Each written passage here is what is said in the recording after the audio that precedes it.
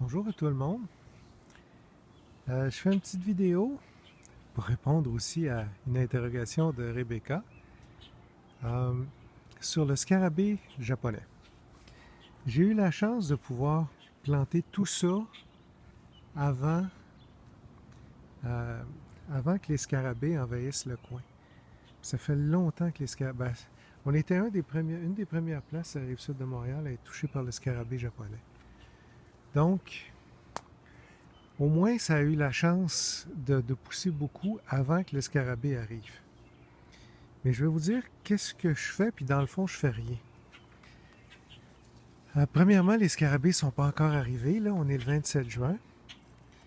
Euh, je peux vous dire que les scarabées mangent toutes. On est tous d'accord avec ça. Là. Ça mange les feuilles de toutes. OK?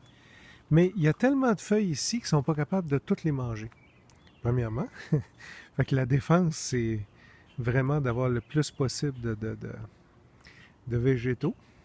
Dans mon cas, en tout cas. Puis c'est une observation, c'est pas scientifique ce que je fais là.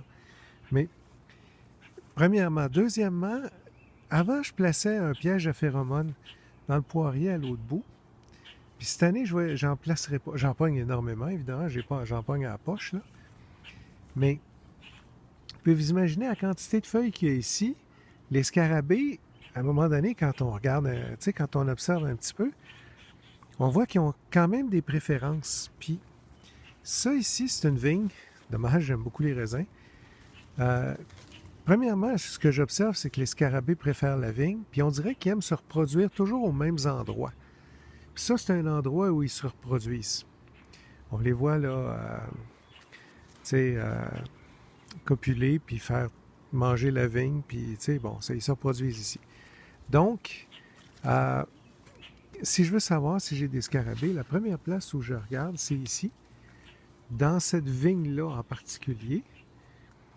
Puis j'ai une autre vigne, c'est dommage, je pense que c'est une Somerset, puis je l'aime beaucoup. J'ai une autre vigne. Ils mangent. Ça, c'est une autre vigne. C'est comme des concordes, mais ils vont dedans un peu, mais pas tant que ça.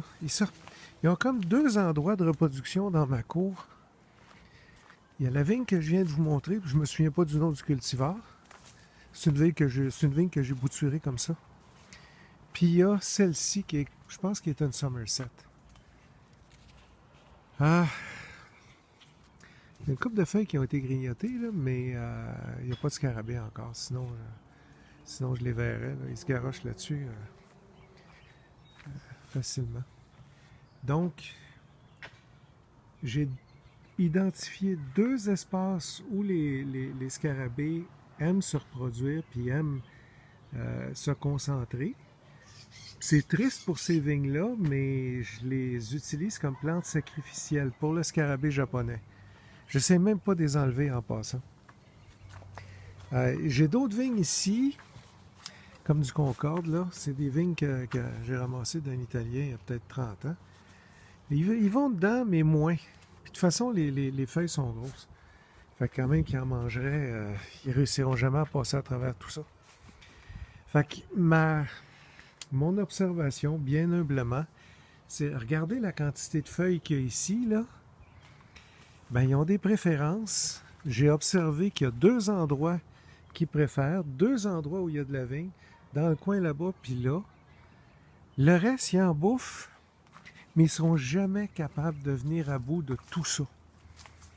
Puis l'autre chose que vous pouvez observer, c'est qu'il n'y a pas de gazon ici. Ça mange du gazon, là, des scarabées japonais, puis il n'y a pas de gazon ici. Fait que, oui, il y en a qui vont dans le Maurice, il y en a qui vont partout, ils mangent de tout. Regardez, il y a un autre vigne là, et ils en bouffent.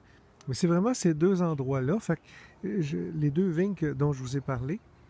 Fait que c'est mes plantes sacrificielles pour le scarabée japonais, puis je vous dirais que, encore là, je m'en vante pas, là, mais je vous dirais que les dommages ici sont minimes. Euh, parce que il y a tellement à manger.